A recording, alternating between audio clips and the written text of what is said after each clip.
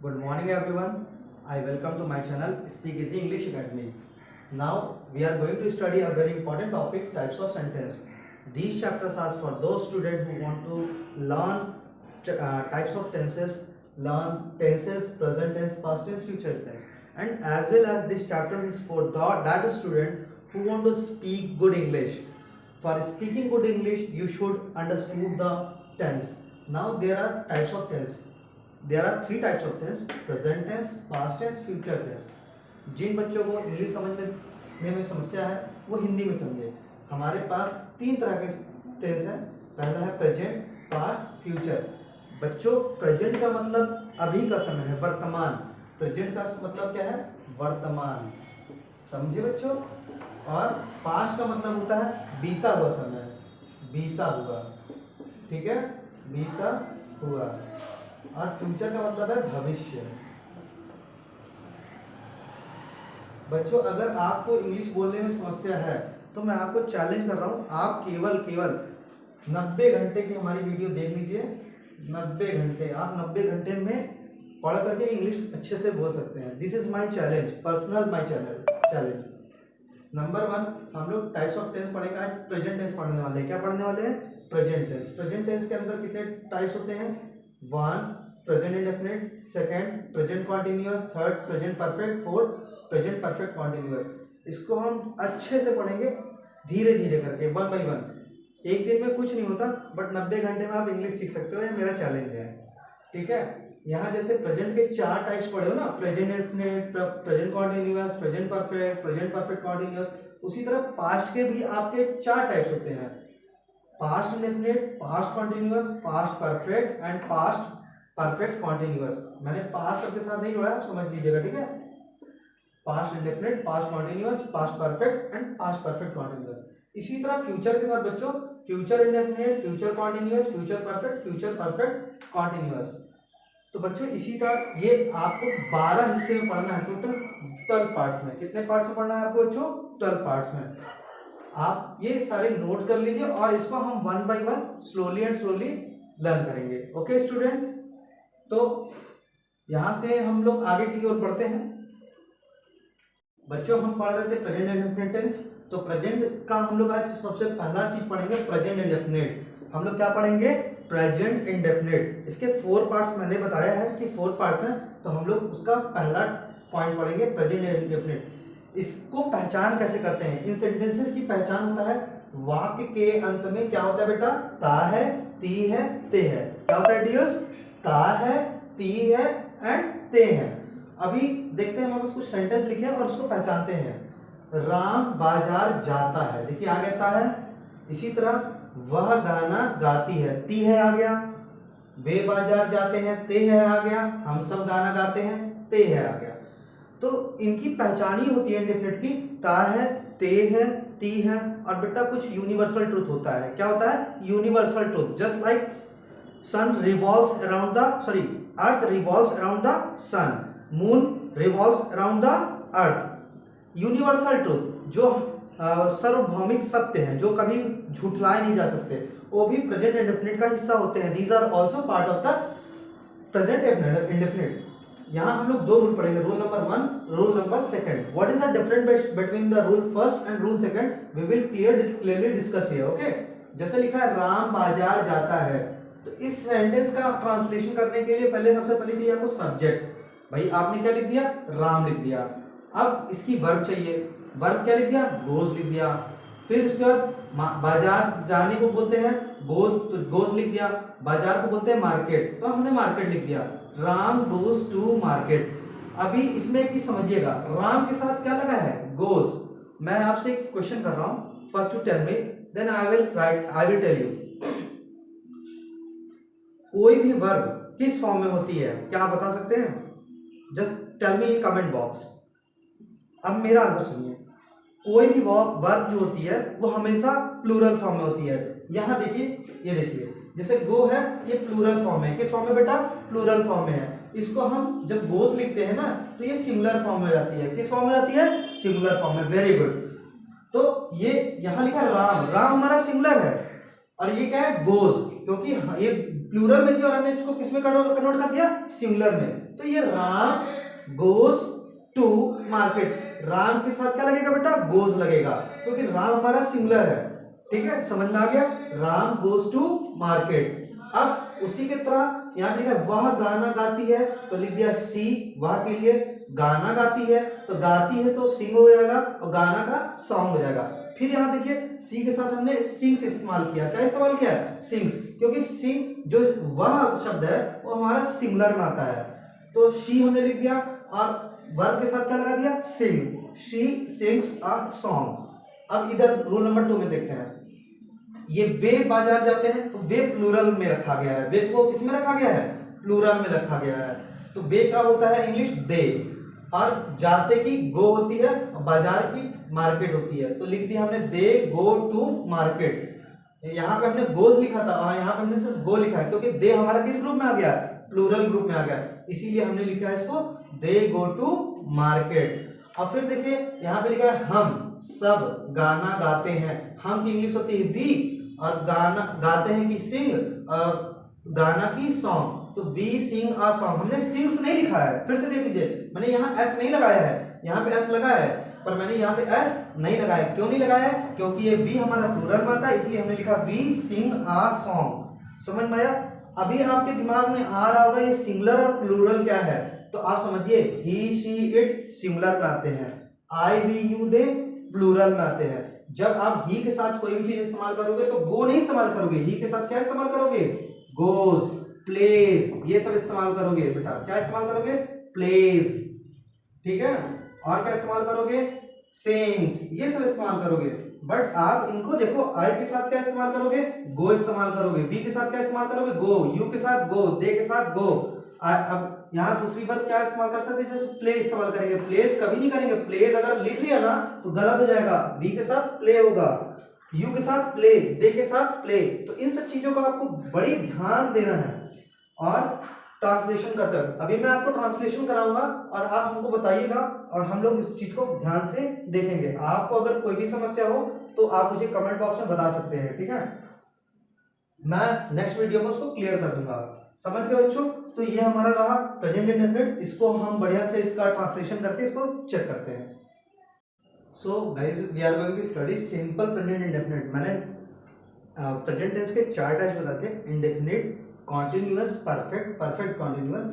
तो हम यहाँ पे इंडेफिनिट पढ़ रहे हैं बच्चों, क्या पढ़ रहे हैं, इंडेफिनिट। और इंडेफिनिट में भी आप 4 हिस्से पढ़ोगे, एक सिंपल पढ़ोगे जैसा कि हमने यहाँ लिखा है, एक निगेटिव पढ़ोगे और निगेटिव के बाद इंट्रोगेटिव पढ़ोगे और इंट्रोगेटिव के बाद इंट्रोगेटिव निगेटिव पढ़ोगे। मतलब सिंपल में आप सिंपल सेंटेंस ही पढ़ोगे, उसमें नहीं शब्द का इस्तेमाल नहीं होगा बेटा, ठीक है, ये ध्यान दीजिएगा। यहाँ लिखा है चिड़िया चहचहाती है, तो चिड़िया की इंग्लिश होती है बर्ड, तो हमने लिख लिया द बर्ड। और चहचहाने की इंग्लिश होती है चर्प, मैंने लिख लिया चर्प, पर यहाँ एक स्पेशल चीज है एस, क्या लगा हुआ है, एस। तो हम इसका ट्रांसलेशन कैसे करेंगे, द बर्ड चर्प्स। मैंने आपको पहले भी बताया है कि बेटा सिंगुलर के साथ आप क्या लगाओगे, कोई भी वर्ब किस फॉर्म में होती है, प्लूरल फॉर्म में होती है, और यहाँ पे जब अब आपका सब्जेक्ट सिंगुलर है तो उस वर्ब को भी आप सिंगुलर करोगे, उसमें यस या ईएस लगा करके। तो आपने क्या लिख लिया, द बर्ड चर्प्स, क्या लिख लिया बेटा, द बर्ड चर्प्स, वेरी गुड। और दूसरा वाक्य है हमारे पास, सेंटेंस है हिमांशु दिल्ली में रहता है। देखिए यहाँ पे भी ता है और यहाँ पे भी ता है, तो इससे पहचान हो गई ये प्रेजेंट का है, किसका है, प्रेजेंट का है। तो हिमांशु के लिए इनका नाम लिख देंगे, हिमांशु कहाँ रहता है, दिल्ली में रहता है, तो पहले वर्ब लगाएंगे, तो रहने की वर्ब क्या होती है, live, live, LIV, live, live मतलब रहना, पर हिमांशु सिंगुलर है ना बेटा, इसीलिए हमने इसको लिखा है लिव्स, क्या लिखा है, लिव्स, लिव नहीं लिख सकते, हिमांशु सिंगुलर में आते हैं तो इसलिए इसमें लिखेंगे लिव्स। और फिर उसके बाद दिल्ली, मैंने डाल दिया in Delhi, Himanshu lives in Delhi, got it dear, very smart, brilliant. Third में लिखा पृथ्वी सूर्य का चक्कर लगाती है, पृथ्वी सूर्य का चक्कर लगाती है, वेरी गुड, यहाँ भी ता है, तो पृथ्वी के लिए लिखेंगे द अर्थ, द अर्थ, बच्चा क्या होगा, द अर्थ। फिर रिवॉल्व्स, ये देखिए यूनिवर्सल ट्रुथ का सेंटेंस है, मैंने जो शुरू में बताया था यूनिवर्सल ट्रुथ, सार्वभौमिक सत्य जो हमेशा सत्य रहता है, तो पृथ्वी सूर्य का चक्कर लगाती है, तो द अर्थ रिवॉल्व्स, यस या ईएस लगेगा, क्योंकि हमारी पृथ्वी एक है, सिंगुलर में आएगी, ठीक है। पृथ्वी एक है इसीलिए हमने वर्ब भी हमने सिंगुलर लगाया है। The earth revolves around the sun. अब यहाँ पे क्या लिखा, मैं रात में पढ़ाई करता हूँ, तो मैं क्या है, आई, मैं की इंग्लिश क्या होगी, आई। और पढ़ने को बोलते हैं स्टडी, क्या बोलते हैं, स्टडी। मैंने यहाँ स्टडीज नहीं लिखा है, यहाँ पे स्टडीज इसलिए लिखा है क्योंकि मैंने, आपको याद होगा मैंने पीछे जब आपको पढ़ा रहा था तो वहां पे आई को मैंने प्लूरल ग्रुप में रखा था, आई वी यू दे, ये सब किस ग्रुप में आते हैं बेटा, प्लूरल ग्रुप में आते हैं। किस ग्रुप में आते हैं, प्लूरल ग्रुप में। Very good. तो इसीलिए मैंने लिखा है आई स्टडी एट नाइट, रात के लिए क्या लिखोगे, एट नाइट। Very smart. अब हम स्टडी करने वाले हैं, इसके सिंपल को तो पढ़ लिए, अब निगेटिव को पढ़ेंगे। अब इसका निगेटिव कैसे बनेगा, नकारात्मक सेंटेंस। जैसे यहाँ लिखा है चिड़िया नहीं चहचहाती है, तो आपने लिखा था द बर्ड चर्प्स, नहीं चहचहाने को लिखेंगे द बर्ड्स। अब निगेटिव बनाएंगे तो नॉट से बनाएंगे, पर इसके पहले एक हेल्पिंग वर्ब इस्तेमाल होती है जिसको बोलते हैं डज। क्या बोलेंगे, डज। सिंगुलर के साथ क्या लगाएंगे बेटा, डज। सिंगुलर के साथ क्या लगाएंगे, डज। बट यही अगर कोई प्लूरल होगा तो उसके साथ हम इस टेंस में, इस टेंस के अंदर डू नॉट लगाएंगे। क्या लगाएंगे बेटा, do not. Very good. The birds does not chirp, चिड़िया नहीं चहचहाती है, the bird does not chirp. Himanshu Delhi में नहीं रहता है, हिमांशु भी आपका सिंगुलर है, तो हिमांशु के साथ हम निगेटिव बनाने के लिए डज नॉट लगाएंगे। Himanshu does not live in Delhi, live in Delhi, live in Delhi होगा बच्चा, लिव इन दिल्ली। फिर यहाँ लिखा है हम सब झूठ नहीं बोलते हैं, तो इसका इंग्लिश क्या होगा, हम सब का तो हो जाएगा वी, और वी तुमको किस ग्रुप में रखा था, आई वी यू दे, ये बेटा प्लूरल ग्रुप में आते हैं, तो हमने वी लिखा फिर उसका डू लिखा है क्योंकि ये प्लूरल ग्रुप में आते हैं। वी डू नॉट और फिर speak lie, we do not speak lie. तो आप देख लो वी के साथ हमने डू नॉट लगा दिया, फिर स्पीक लगा दिया क्योंकि वर्ब लगाना है, और फिर लाई लगा दिया। एक चीज ये और ध्यान दीजिएगा, मैं आपको नहीं बताया, मैं भूल गया था। देखिए यहाँ पे हमने चर्प्स लिखा था, यहाँ पे क्या लिखा है बेटा, चर्प्स। निगेटिव में चर्प ही रहेगा, सिंपल फॉर्म में वर्ब लगेगी, यस है यस लगने का निगेटिव में कोई बात ही नहीं है। यहाँ पे देखिए लिव लिखा है, लिव्स नहीं, इसमें सब जगह सिंपल, निगेटिव में सब जगह सिंपल सेंटेंस, सिंपल वर्ब लगेगी। जैसे वी डू नॉट स्पीक लाई, हम सब झूठ नहीं बोलते हैं। यहाँ लिखा है तुम विद्यालय नहीं जाते हो, क्या लिखा है, तुम विद्यालय नहीं जाते हो, तो तुम की इंग्लिश होती है यू, और यू के साथ लगेगा डू नॉट क्योंकि ये प्लूरल ग्रुप में आता है। और फिर simple form of verb go to school, तो ये सेंटेंस हो गया। तो अब मैं आपको पढ़ा दिया हूँ सिंपल और निगेटिव, तो आपको मैं एक क्वेश्चन दे रहा हूँ जिसको आप करेंगे और कमेंट बॉक्स में मुझे तुरंत आंसर देंगे। पहले एक सिंपल का सेंटेंस लिख लीजिए,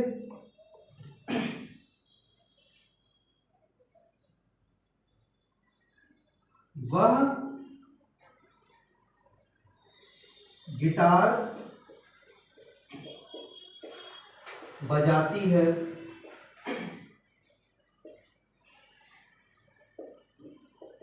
और दूसरा सेंटेंस है निगेटिव का, वह गिटार नहीं बजाती है, वह गिटार नहीं बजाती है। वीडियो को पॉज कर लीजिए और इसका आंसर दीजिए।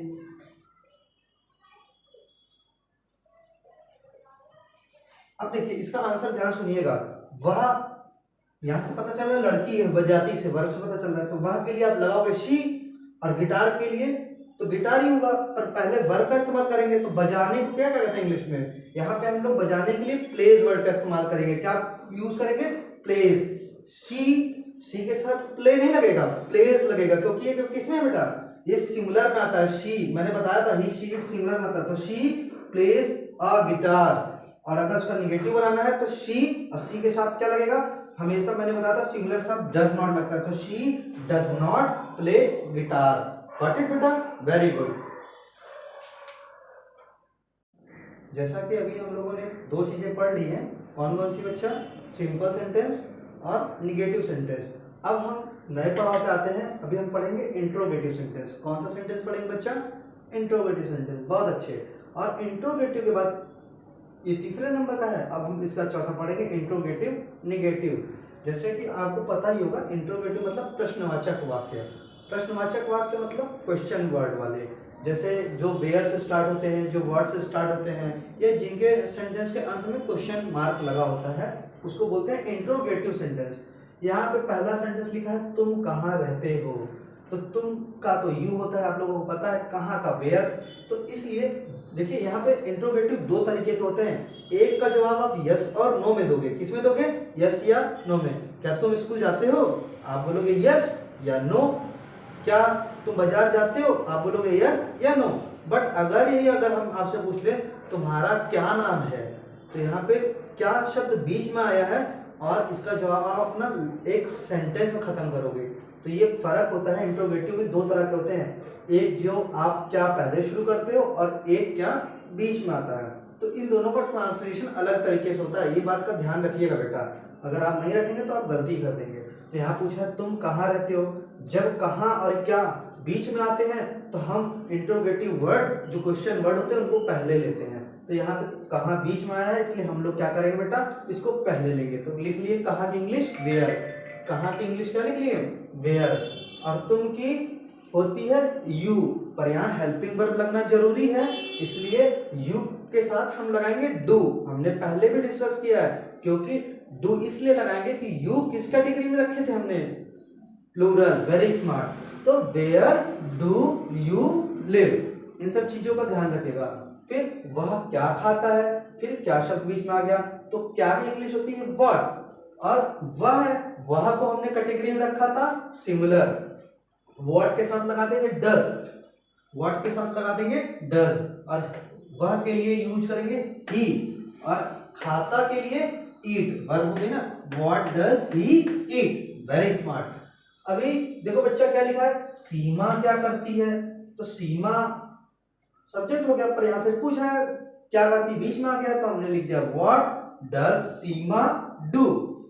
इसी तरह तुम क्या खाते हो, तो क्या की व्हाट, और तुम की यू, पर इससे बीच में आएगा हेल्पिंग वर्ब। यू भी किस कैटेगरी में आता है, डू में। यू किस कैटेगरी में आता है, प्लूरल में आता है, और प्लूरल के साथ लगता है डू।